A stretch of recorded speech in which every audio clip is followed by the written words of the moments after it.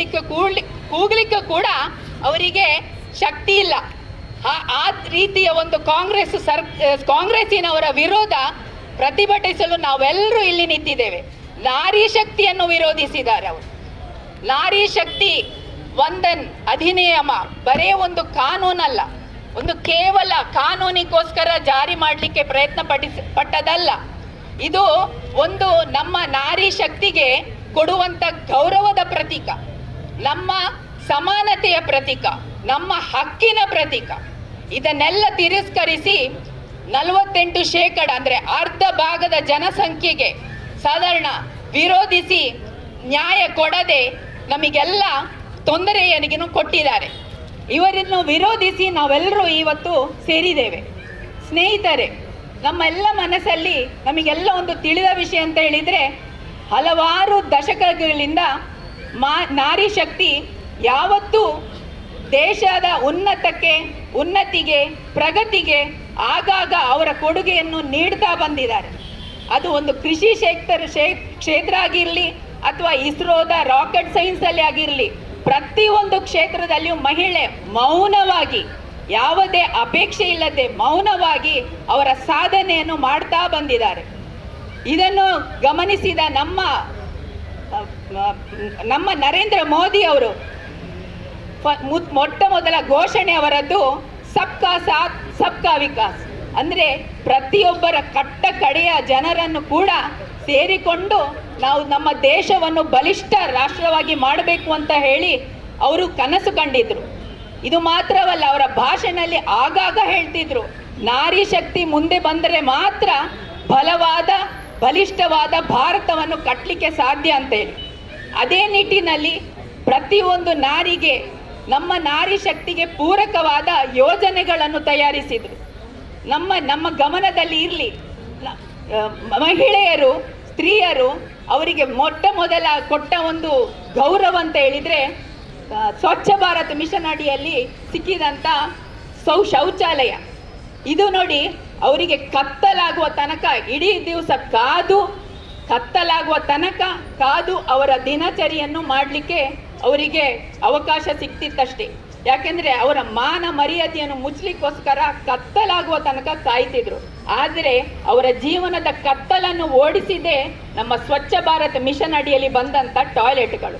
ಇದು ಮಾತ್ರವಲ್ಲ, ಪ್ರತಿಯೊಂದು ನಾರಿಯ ಹುಟ್ಟಿನಿಂದ ಅವರ ಶಿಕ್ಷಣ ಆಗಲಿ, ಅವರ ಆರೋಗ್ಯ ಆಗಲಿ, ಅವರ ಆರ್ಥಿಕ ಭದ್ರತೆ ಆಗಲಿ, ಅವರ ಸುರಕ್ಷತೆ ಆಗಲಿ, ಪ್ರತಿಯೊಂದು ಹಂತದಲ್ಲಿಯೂ ಮೋದಿಜಿ ಅವರು ನಮಗೋಸ್ಕರ ಕೊಟ್ಟಂಥ ಆ ಯೋಜನೆಗಳು, ಅದು ಜನಧನ್ ಅಕೌಂಟ್ ಆಗಲಿ, ಉಜ್ವಲ ಆಗಲಿ, ಸಾಕಷ್ಟು ಬೇಟಿ ಬಚಾವೋ ಬೇಟಿ ಪಢಾವೋ ಸ್ಕೀಮ್ ಆಗಲಿ, ಮುದ್ರಾ ಯೋಜನೆ ಆಗಲಿ, ನಾರಿ ಶಕ್ತಿಯನ್ನು ಬೆಂಬಲಿಸುವಂಥ ಪ್ರತಿಯೊಂದು ಯೋಜನೆ, ಲಖಪತಿ ದೀದಿಯನ್ನು ಕೂಡ ನಾವು ಮರೆಯುವಾಗಿಲ್ಲ.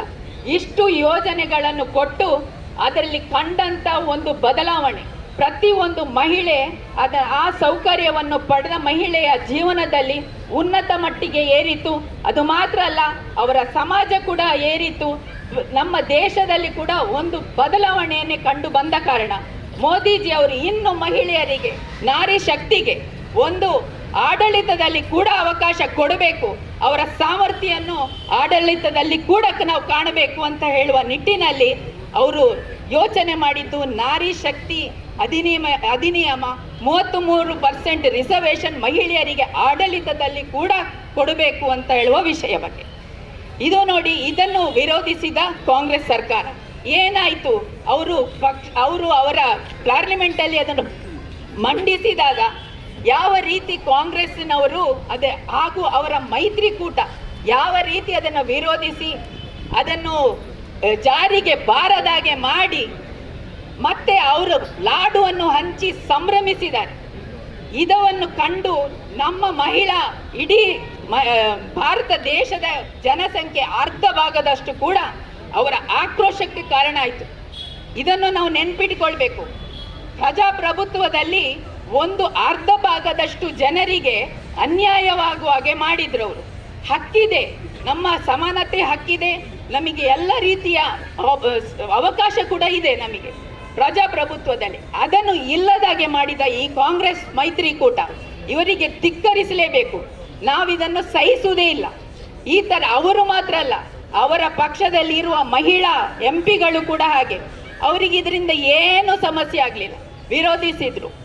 ಯಾವ ರೀತಿಯ ಒಂದು ವಿರೋಧಿಸಿದ್ರು ಅಂತ ಹೇಳಿದರೆ ಸ್ವಜನ ಪಕ್ಷಪಾತವನ್ನು, ಅಂದರೆ ನೆಪೋಟಿಸಮ್, ಅವರಿಗೆ ಅದು ಅವರ ಸ್ಥಾನ ಗಟ್ಟಿಯಾಗಿದೆ. ಅವರಿಗೆ ಯಾವ ಸಾಮಾನ್ಯ ಮಹಿಳೆಯರ ಮೇಲೆ ಬರುವುದು ಅಥವಾ ಅವರಿಗೆ ಅವಕಾಶ ನೀಡುವುದರ ಬಗ್ಗೆ ಅವರಿಗೆ ಚಿಂತೆಯೇ ಇಲ್ಲ. ಈ ರೀತಿಯನ್ನು ಅವರ ಮನೋಭಾವ, ಅವರ ಮನೋಸ್ಥಿತಿ ಹೀಗಿದೆ. ಅದು ಮಾತ್ರವಲ್ಲ, ನಾನು ಮೊನ್ನೆಷ್ಟೇ ಈ ಒಂದು ಘಟನೆ ಆದ ದಿವಸವೇ ದೇವಸ್ಥಾನದಲ್ಲಿ ನಾನು ನಮ್ಮ ಊರಿನ ಒಂದು 3-4 ಮಹಿಳಾ ಕಾಂಗ್ರೆಸ್ ಲೀಡರ್ಸ್ಗಳನ್ನು ಭೇಟಿಯಾದೆ. ಅಲ್ಲಿ ನಾನು ಹೇಳಿದೆ, ನೋಡಿ, ಈ ಐತಿಹಾಸಿಕ ಇಂಥ ಒಂದು ಕಾನೂನು ಜಾರಿಗೆ ತರುವುದನ್ನು ನೀವೆಲ್ಲ ಬೆಂಬಲಿಸಲಿಲ್ಲಲ್ಲ, ಇದು ಏನು ಮಾಡಿದ್ರಿ ಅಕ್ಕ ಅಂತೇಳಿ ಕೇಳಿದಾಗ ಅವರು ಹೇಳಿದರು, ಇದಕ್ಕೆ ನಮ್ಮ ಬೆಂಬಲ ಇದೇ ಇದೆ ವಿದ್ಯಕ್ಕ, ನಿಮ್ಮೊಟ್ಟಿಗೆ ನಾವಿದ್ದೇವೆ, ನಾವಿಗೆ ಕೂಡ ತುಂಬ ಬೇಜಾರಾಗಿದೆ ಈ ಒಂದು ವಿಷಯದಲ್ಲಿ ಅಂತ ಹೇಳುವ ಮಾತನ್ನು ಅವರು ವ್ಯಕ್ತಪಡಿಸಿದರು. ಮತ್ತೆ ಮಾತಾಡುವ ಅಂತ ಹೇಳಿ ಕೂಡ ಹೇಳಿದರು. ಸ್ನೇಹಿತರೆ, ನಾವೆಲ್ಲ ನೋಡ್ತಾ ಇದ್ದೇವೆ, ಮೋದಿ ಅವರು ಒಂದು ಕಡೆ ಆದರೆ ಅವರು ಕ್ಷಣ ಅವರ ಜೀವನದ ಪ್ರತಿಯೊಂದು ಅಂಶದಲ್ಲಿ ಕೂಡ ರಾಷ್ಟ್ರಭಕ್ತಿ ಬಗ್ಗೆ ಅವರು ಯೋಚನೆ ಮಾಡ್ತಾರೆ. ರಾಷ್ಟ್ರ ಪ್ರೇಮದ ಬಗ್ಗೆ ಅವರು ಅದರ ಬಗ್ಗೆ ಚಿಂತನೆ ಮಾಡ್ತಾರೆ. ಯಾವ ರೀತಿ ನಮ್ಮ ದೇಶವನ್ನು ಬಲಿಷ್ಠ ಆಗಬೇಕು, ಆ ರೀತಿಯ ದೊಡ್ಡ ರೀತಿಯ ಬದಲಾವಣೆಯನ್ನು ಅವರು ತಂದಿದ್ದಾರೆ. ಅದೇ ರೀತಿ ಅವರ ರಕ್ತದ ಕಣದಲ್ಲಿ ಕೂಡ ದೇಶಭಕ್ತಿ, ರಾಷ್ಟ್ರ ಪ್ರೇಮವನ್ನು ನಾವು ತುಂಬಿಕೊಂಡಿದೆ. ಆದರೆ ಈಗ ಏನಾಗಿದೆ ನೋಡಿ, ಅದೇ ರೀತಿ ನಾವು ಕಾಂಗ್ರೆಸ್ಸಿನವರ ಹೋಲಿಸಿದರೆ ಅವರ ರಕ್ತದಲ್ಲಿ ಮೈಯಿಡಿ ಉರಿದುಕೊಂಡು ಪರಚಿಕೊಂಡು ಅವರು ನಮ್ಮನ್ನು ಯಾವ ರೀತಿ ಮೋದಿಯನ್ನು ಕೆಳಗಿಳಿಸ್ಬೋದು, ಅವರನ್ನು ಯಾವ ರೀತಿ ಸೋಲಿಸ್ಬೋದು, ಯಾವ ರೀತಿ ನಮ್ಮ ದೇಶದಲ್ಲಿ ಪಿತೂರಿ ಮಾಡ್ಬೋದು, ಯಾವ ರೀತಿ ನಮ್ಮ ದೇಶ ಹಿಂಸೆ ಮಾಡ್ಬೋದು, ದೇಶವನ್ನು ಸರ್ವನಾಶ ಮಾಡ್ಬೋದು ಅಂತ ಹೇಳುವ ಒಂದೇ ಚಿಂತನೆಯನ್ನು ಹೊಮ್ಮಿಕೊಂಡಿದ್ದಾರೆ. ಅವರ ನಾಲಿಗೆಯಲ್ಲಿ ಕೂಡ ಅವರಿಗೆ ಲಗಾವುಮಿಲ್ಲ. ನೋಡಿ, ನಾವೆಲ್ಲ ಕೇಳಿಕೊಂಡಿದ್ದೇವೆ, ಪಪ್ಪು ಯಾದವ್ ಅವರು ಯಾವ ರೀತಿ ಮೋದಿಯ ಬಗ್ಗೆ ಅಸಹ್ಯವಾಗಿ, ತುಚ್ಛವಾಗಿ, ಬರೇ ಅಸಹ್ಯವಾಗಿ ನೀಚ ಭಾಷೆಯಲ್ಲಿ ಅವರ ಬಗ್ಗೆ ಹೇಳಿದ್ದಾರೆ. ಅದು ಮಾತ್ರವಲ್ಲ, ಖರ್ಗೆ ಕೂಡ ಮೊನ್ನೆ ನಾವೆಲ್ಲ ನೋಡಿದ್ದೇವೆ, ಯಾವ ರೀತಿ ಪ್ರೈಮ್ ಮಿನಿಸ್ಟರ್ ಮೋದಿ ಅವರನ್ನು ಟೆರರಿಸ್ಟ್ ಅಂತ ಹೇಳಿ ಅವರನ್ನು ಮಾತಾಡ್ತಾ ಇದ್ದಾರೆ. ಅವರ ಮನೋಭಾವ ನಮಗೆ ಬೇರೆ ಏನು ಅವರಿಂದ ಅಪೇಕ್ಷೆ ಪಡಲಿಕ್ಕೆ ಸಾಧ್ಯ ಇಲ್ಲ. ಅವರ ಮನೋಭಾವವೇ ಹೀಗೆ. ಅವರಿಗೆ ಯಾವ ರೀತಿ ಯಾವತ್ತೂ ಕೂಡ ಒಳ್ಳೆಯದನ್ನು ಗ್ರಹಿಸಲಿಕ್ಕೆ ಅವರಿಗೆ ಸಾಧ್ಯ ಇಲ್ಲ. ಹೇಗೆ ಸರ್ವನಾಶ ಮಾಡುವುದಂತ ಒಂದೇ ಚಿಂತನೆ ಅವರಿಗೆ. ಈ ರೀತಿ ಮಾಡಿದರೆ ನಮಗೆ ಅವರ ಮೂಲಕ ಯಾವುದನ್ನು ಎಕ್ಸ್ಪೆಕ್ಟ್ ಮಾಡಲಿಕ್ಕೆ ಸಾಧ್ಯ ಇಲ್ಲ, ನಿರೀಕ್ಷಿಸಲಿಕ್ಕೆ ಸಾಧ್ಯ ಇಲ್ಲ. ಇದನ್ನು ನಾವು ಕಠೋರ ಶಬ್ದಗಳೊಂದಿಗೆ ನಾವು ಅದನ್ನು ಖಂಡಿಸ್ತೇವೆ, ಇವರ ವರ್ತನೆಯನ್ನು. ಸ್ನೇಹಿತರೆ, ನಾವು ಮಹಿಳೆಯರು ಅಥವಾ ನಮ್ಮ ನಾರಿ ಶಕ್ತಿ ಯಾವತ್ತೂ ಕೂಡ ಕೈ ಚಾಚಿಕೊಂಡು ನಮಗೆ ಬೆಂಬಲ ಕೊಡಿ, ನಮ್ಮ ಮೇಲೆ ದಯ ಮಾಡಿ ಅಥವಾ ನಮ್ಮನ್ನು ಕರುಣಿಸಿ ನಮಗೆ ಅವಕಾಶ ನೀಡಿ ಅಂತೇಳಿ ನಾವು ಬೇಡಲಿಲ್ಲ. ನಮ್ಮ ಹಕ್ಕನ್ನು ಕೊಡಿ ಅಂತ ಹೇಳಿ ನಾವು ಹೋರಾಟ ಮಾಡ್ತಾ ಇದ್ದೇವೆ. ಪ್ರತಿಯೊಂದು ಭಾಗದಲ್ಲಿ ಕೂಡ, ಅಂಶಗಳಲ್ಲಿ ಕೂಡ ನಮ್ಮನ್ನು ಬೆಂಬಲಿಸಿ ಅಂತ ನಾವು ಹೇಳುವುದಲ್ಲ, ನಮ್ಮ ಹಕ್ಕನ್ನು ಕೊಡಿ ಅಂತ ಹೇಳಿ ನಾವು ಹೇಳ್ತಾ ಇದ್ದೇವೆ. ಅದನ್ನು ಬೇಡ್ತಾ ನಮ್ಮ ಹೋರಾಟವನ್ನು ಕೂಡ ನಾವು ಮಾಡ್ತಾ ಇದ್ದೇವೆ. ಒಂದು ಮಹಿಳೆ ತನ್ನ ಮಾನ ಎಲ್ಲವನ್ನು ಸಹ ಒಂದು ಧೈರ್ಯದಿಂದ ಎದುರಿಸುವಂತಹ ಶಕ್ತಿ ಇರುವಂಥ ನಾರಿಯರು ತನ್ನ ಹಕ್ಕಿಗೋಸ್ಕರ ಸರ್ಕಾರದಲ್ಲಿ ಬೇಡಿಕೆ ಇಟ್ಟಾಗ ಎಲ್ಲ ನಮ್ಮ ಮೋದಿ ಸರ್ಕಾರಕ್ಕೆ ಒಪ್ಪಿಗೆ ಇಟ್ಟು ಇನ್ನೇನು ಆಗಬೇಕಂತ ಎನ್ನುವಾಗ ತಪ್ಪಿಸಿ ಅವರು ಮೋಸ ಮಾಡಿ ಕಾಂಗ್ರೆಸ್ ಸರ್ಕಾರವು ಇದನ್ನು ಕಾಂಗ್ರೆಸ್ ಸರ್ಕಾರ ಅಲ್ಲ, ಕಾಂಗ್ರೆಸ್ಸಿನವರು ಸರ್ಕಾರ ನಮ್ಮದು, ಕಾಂಗ್ರೆಸ್ನವರು ಇದನ್ನು ಸೇರಿ ಹಾಳು ಮಾಡಿದ್ದಾರೆ. ಒಟ್ಟಲ್ಲಿ ನಮಗೆ ಹೆಣ್ಣು ಅಂದರೆ ಏನು ಅಂತ ಇಡೀ ಊರಿಗೆ ಗೊತ್ತುಂಟು. ಒಂದು ಹೆಣ್ಣು ಒಂದು ಜಗನ್ಮಾತೆ.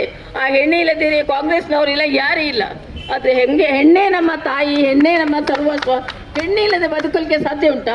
ಅಂಥ ಕಥೆಯೇ ಗೊತ್ತಿಲ್ಲದೆ ಈ ಕಾಂಗ್ರೆಸ್ನವರು ಏನು ಮಾತಾಡ್ತಾರೆ, ಏನು ಅವ್ರದ್ದು ಅಬ್ಬರ ಏನು ಇದು ಎಲ್ಲವನ್ನು ತುಂಬ ಭಾರಿ ಜೋರಲ್ಲಿ ಮಾಡ್ತಾರೆ. ನಾವು ಅದನ್ನು ಕೇರ್ ಮಾಡೋದಿಲ್ಲ. ನಾವು ಎಷ್ಟು ಮಟ್ಟಿಗೆ ಇದಕ್ಕೆ ಹೋರಾಡಲಿಕ್ಕೆ ಸಾಧ್ಯ ಉಂಟಾ ಅಷ್ಟೇ ಮಟ್ಟಿಗೆ ಹೋರಾಡಿದನ್ನು ಕಡೆಯ ತನಕ ಸಿಕ್ಕಿಸಿ ಎಲ್ಲ ನಾರಿಯರಿಗೆ. ಯಾಕೆಂದರೆ ಈಗ ಗ್ರಾಮಾಂತರದಲ್ಲಿರಲಿ, ಹಳ್ಳಿಯಲ್ಲಿರಲಿ, ಅಲ್ಲ ಪೇಟೆಯಲ್ಲಿರಲಿ, ಯಾವುದೇ ಮಹಿಳೆಗೆ ಒಂದು ಸ್ಥಾನಮಾನ ಸಿಕ್ಕಲಿಲ್ಲ. 100 ಜನದಲ್ಲಿ 33% ಕೊಟ್ಟರೆ ಇವರಿಗೆ ಏನು ಇದು ಹೋಗ್ತದ? ಯಾಕೆ ಅವರಿಗೆ ಹೆದರಿಕೆ? ಕಾಂಗ್ರೆಸ್ಸಿನವರಿಗೆ ಗೊತ್ತುಂಟಾ? ಕಾಂಗ್ರೆಸ್ಸಿನವರು ನಾವು ಹೆಣ್ಣು ಮಕ್ಕಳು ಬುದ್ಧಿವಂತರು, ಬುದ್ಧಿ ಜಾಸ್ತಿ ಇದೆ ನಮಗೆ ಗಂಡಸರಿಗಿಂತ. ನಾವು ಮುಂದೆ ಬಂದರೆ ಅವರಿಗೆ ಹೆದರಿಕೆ ಆಗ್ತದೆ. ಎಲ್ಲಿಯೂ ನಾವೇ ಪ್ರೈಮ್ ಮಿನಿಸ್ಟರ್ ಹೆಣ್ಣು ಹಿಂಗೆ ಸಾಕ್ತಾರ ಅಂತ ಹೆದರಿಕೆ ಉಂಟು. ಅನೇಕ ಹೆದರಿಕೆ, ಭಯ, ಸಂಕೋಚಗಳು ಅವರಲ್ಲಿದೆ. ಅದನ್ನೆಲ್ಲ ಮುಚ್ಚಲಿಕ್ಕೆ ಅವರು ಈ ಥರದ ಒಂದು ಕೆಲಸವನ್ನು ಮಾಡ್ತಾರೆ. ಆದರೆ ನಾವು ಅದನ್ನು ಖಂಡಿತ ಬಿಡುವುದಿಲ್ಲ. ನಮ್ಮದೇ ಮಹಿಳೆಯೇ ಒಂದು ಪ್ರಧಾನಿ ಆಗಬೇಕಂತ ನಮ್ಮ ಆಸೆ. ಮೋದಿಯ ನಂತರ ಹೇಳಿದ್ದು ನಾನು, ಮೋದಿಯ ಮೊದಲೆಲ್ಲ ಮೋದಿ ನಮ್ಮ ದೇವರು. ಮೋದಿ ಅಂತ ಒಂದು ಪ್ರೈಮ್ ಮಿನಿಸ್ಟರ್ನ ಪಡೆಯಲಿಕ್ಕೆ ನಾವು ಹಿಂದಿನ ಜನ್ಮದಲ್ಲಿ ಪುಣ್ಯ ಪಡೆದಿರಬೇಕು. ಇಲ್ಲದಿದ್ದರೆ ಮೋದಿ ಅಂತ ಒಂದು ದೊಡ್ಡ ಜನ ಅಂತ ಒಂದು ವಿಶಾಲ ಮನಸ್ಸಿನ 24 ಗಂಟೆ ಕೆಲಸ ಮಾಡುವಂಥ ವ್ಯಕ್ತಿ ಯಾರು ಸಿಗ್ಲಿಕ್ಕಿಲ್ಲ. ಅದನ್ನು ನಾನು ಇಷ್ಟೇ ಹೇಳುವುದು, ಒಂದು ಮಹಿಳೆ ತನ್ನ ವಿಷಯದಲ್ಲಿ ಒಳ್ಳೆಯ ರೀತಿಯಲ್ಲಿ ವರ್ತಿಸ್ಬೇಕಂತಿದ್ರೆ, ಒಂದು ಮಹಿಳೆ ಯಾರದೋ ಮಾತನ್ನು ಕೇಳಿ ಯಾರ್ದೋ ಹೇಳಿದಾಗ ಜೀವನ ಮಾಡೋದು ಅವಳ ಕೆಲಸ ಅಲ್ಲ, ಅಥವಾ ಯಾರೋ ಏನೋ ಹೇಳಿದಲ್ಲಿ ಕೆಲಸ ಮಾಡುವಂಥ ಜೀವನವಲ್ಲ. ಮಹಿಳೆಯರಿಗೆ ಒಳ್ಳೊಳ್ಳೆ ಸ್ಥಾನದಲ್ಲಿ, ರಾಜಕೀಯದಲ್ಲಿರ್ಬೋದು, ಉದ್ಯಮದಲ್ಲಿರ್ಬೋದು ಒಳ್ಳೆಯ ಸ್ಥಾನವನ್ನು ಕೊಟ್ಟಾಗ ಅವಳು ಮುಂದೆ ಬರ್ತಾಳೆ. ರಾಷ್ಟ್ರಪತಿ ಕೂಡ ನಮ್ಮ ಮಹಿಳೆ, ದ್ರೌಪದಿ ಮುರ್ಮು ಅವರು ಕೂಡ ನಮ್ಮ ಮಹಿಳೆ, ನಮಗೆ ಶಕ್ತಿ ಕೊಡುವಂಥವ್ರು. ಹಾಗೆ ಮಹಿಳೆಯರಿಂದ ಎಲ್ಲ ದೊಡ್ಡ ದೊಡ್ಡ ಉದ್ಯಮದಲ್ಲಿ, ರಾಜಕೀಯದಲ್ಲಿ ಮುಂದೆ ಬರುವಾಗ ಪುರುಷರು ಅವರಿಗೆ ಸಹಕಾರ ನೀಡಿದರೆ ಇಂದು ಆಗುತ್ತಿರುವಂಥ ದೌರ್ಜನ್ಯ ಇರ್ಬೋದು, ಇನ್ನೊಂದಿರ್ಬೋದು, ಎಲ್ಲ ಕಮ್ಮಿ ಆಗ್ತದೆ. ಯಾಕೆಂದರೆ ಪುರುಷರ ಜೊತೆಯಾಗಿ ಮಹಿಳೆ ಕೆಲಸ ಮಾಡಿದರೆ ಆ ಮಹಿಳೆಯು ಬರೀ ತನ್ನ ಜೀವನದಲ್ಲಿ ಏನಂತ ಹೇಳಿದರೆ ಅವಳಿಗೆ ಬರೀ ಮಹಿಳೆ, ಮನೆ, ಮಕ್ಕಳು ಮಾತ್ರ ಅಲ್ಲ, ಇಡೀ ಜಗತ್ತಿನ ಆಗು ಹೋಗುಗಳನ್ನು ನೋಡುವಂಥ ಒಂದು ಒಳ್ಳೆಯ ವ್ಯಕ್ತಿ, ಒಂದು ಒಳ್ಳೆಯ ಮಹಿಳೆ ಆಗ್ತಾಳೆ ಅಂತ ಹೇಳಿದರೆ ಸಾಮಾನ್ಯ ಮಹಿಳೆಯರಿಗೂ ಕೂಡ ಒಂದು ತನ್ನಲ್ಲಿ ತಾನೊಂದು ಶಕ್ತಿ ಬರ್ತದೆ, ತಾನೊಂದು ಒಳ್ಳೆಯ ಸ್ವಾಭಿಮಾನದಲ್ಲಿ ಇದ್ದೇನೆ ಅನ್ನೋ ಭಾವನೆ ಬರ್ತದೆ. ಇವತ್ತು ಮಹಿಳೆಯರು ಖಾಲಿ ಒಂದು 4 ಗೋಡೆಯಲ್ಲಿ ಕೂತ್ಕೊಂಡು ಅಡುಗೆ ಮಾಡುವ ಕೆಲಸ ಅಲ್ಲ, ಮಹಿಳೆಯರು 1000 ಲಕ್ಷ ಕೋಟಿ ಗಟ್ಟಲೆಯಲ್ಲಿ ಮಹಿಳೆಯರಿದ್ದಾರೆ. ಇಡೀ ಜಗತ್ತು ಏನು ಅಂತ ಎಂಬುದನ್ನು ತೋರಿಸುವಂಥ ಮಹಿಳೆಯರಿದ್ದಾರೆ. ಅಂಥ ಮಹಿಳೆಯರು ಮುಂದೆ ಬರಬೇಕು. ಆ ಮಹಿಳೆಯರಿಗೋಸ್ಕರ ನಾವು ಪ್ರತಿಭಟನೆ ಮಾಡಬೇಕು. ಇದಕ್ಕೆ ಇಷ್ಟಕ್ಕೆ ನಿಲ್ಲಿಲ್ಲ, ಇನ್ನು ಮುಂದೆಯೂ ಸಹ ಪ್ರತಿಯೊಂದು ಕಡೆಯಲ್ಲಿ ಸಹ ಮಹಿಳೆಯರಿಗೆ ಎಲ್ಲಿ ಕಡಿಮೆ ಆಗ್ತದೆ, ಏನು ತೊಂದರೆ ಆಗ್ತದೆ, ಏನು ಅವರನ್ನು ನೀಚವಾಗಿ ನೋಡ್ತಾರೆ, ಅವರ ಎದುರು ನಾವು ಖಂಡಿತವಾಗಿ ಹೋರಾಡಲಿಕ್ಕೆ ತಯಾರಿದ್ದೇವೆ. ನಾವು ಸುದ್ದಿ ಚಾನಲ್, ಕ್ಷಣ ಕ್ಷಣದ ಸುದ್ದಿಗಾಗಿ. 60 ವರ್ಷಗಳಿಂದ ಶಿಕ್ಷಣ ಕ್ಷೇತ್ರದಲ್ಲಿ ಅಪೂರ್ವ ಸಾಧನೆ ಮೆರೆಯುತ್ತಾ ಸದೃಢ ವಿದ್ಯಾರ್ಥಿ ಶಕ್ತಿಗಳನ್ನು ಸಮಾಜಕ್ಕೆ ನೀಡುತ್ತಿರುವ ಪುತ್ತೂರಿನ ಏಕೈಕ ವಿದ್ಯಾಸಂಸ್ಥೆ ವಿವೇಕಾನಂದ ಪದವಿ ಪೂರ್ವ ಕಾಲೇಜು. 98% ಅಧಿಕ ಅಂಕಗಳನ್ನು ಪಡೆದಿರುವ ವಿದ್ಯಾರ್ಥಿಗಳಿಗೆ ಉಚಿತ ಶಿಕ್ಷಣ, ರಾಷ್ಟ್ರ ಅಂತಾರಾಷ್ಟ್ರೀಯ ಮಟ್ಟದ ಸಾಧಕ ವಿದ್ಯಾರ್ಥಿಗಳಿಗೆ ಶುಲ್ಕದಲ್ಲಿ ರಿಯಾಯಿತಿ, ಅನುಭವಿ ಅಧ್ಯಾಪಕ ವೃಂದ, ವಿಶಾಲವಾದ ಪ್ರಯೋಗಾಲಯ, ಗ್ರಂಥಾಲಯ, ನೀಟ್, ಜೆಇಇ, ಸಿಇಟಿ ಹಾಗೂ ಸಿಎ ಫೌಂಡೇಶನ್ ಕೋರ್ಸ್ಗಳಿಗೆ ತರಬೇತಿ, ಐಎಎಸ್, ಐಪಿಎಸ್ ನಂತಹ ಸ್ಪರ್ಧಾತ್ಮಕ ಪರೀಕ್ಷೆಗಳಿಗೆ ತರಬೇತಿ, ವಾಣಿಜ್ಯ ವಿಭಾಗದ ವಿದ್ಯಾರ್ಥಿಗಳಿಗಾಗಿ ಸಿಎಸ್ಇಇಟಿ ಹಾಗೂ ಸರ್ಟಿಫಿಕೇಟ್ ಕೋರ್ಸ್ಗಳಿಗೆ ತರಬೇತಿ, ವಿಕಸನ ಟಿವಿ ಹಾಗೂ radio Panchajanya 90.8 FM, college bus ವ್ಯವಸ್ಥೆ, ಕ್ರೀಡೆಗೆ ಒತ್ತು ಕೊಟ್ಟು ವಿಶಾಲವಾದ ಕ್ರೀಡಾಂಗಣ, ವಿದ್ಯಾರ್ಥಿನಿಯರಿಗಾಗಿ ಕಾಲೇಜ್ ಕ್ಯಾಂಪಸ್ನಲ್ಲೇ ಪ್ರತ್ಯೇಕ ವಸತಿ ನಿಲಯಗಳು, ಅರ್ಹ ಬಡ ಪ್ರತಿಭಾವಂತ ವಿದ್ಯಾರ್ಥಿಗಳಿಗಾಗಿ ಹಲವು ವಿದ್ಯಾರ್ಥಿ ವೇತನಗಳು, ರಾಷ್ಟ್ರ ಅಂತಾರಾಷ್ಟ್ರೀಯ ಮಟ್ಟದಲ್ಲಿ ವಿದ್ಯಾರ್ಥಿಗಳ ಸತತ ಸಾಧನೆ. ನಮ್ಮಲ್ಲಿ ಲಭ್ಯವಿರುವ ಕೋರ್ಸ್ಗಳು: ವಿಜ್ಞಾನ ವಿಭಾಗ, ಪಿಸಿಎಂಬಿ, ಪಿಸಿಎಂಸಿ, ಪಿಸಿಎಂಎಸ್, ಪಿಸಿಎಂಎ, ವಾಣಿಜ್ಯ ವಿಭಾಗ, ಎಸ್ಸಿಬಿಎ, ಎಸ್ಸಿಬಿಎ, ಇಸಿಬಿಎ, ಕಲಾ ವಿಭಾಗ, ಎಚ್ಇಪಿಎಸ್. ವಿವೇಕಾನಂದ ಪದವಿ ಪೂರ್ವ college, Nehru Nagar, Puttur. 8073700468, 8105072386. Website www.vivekanandapuc.com.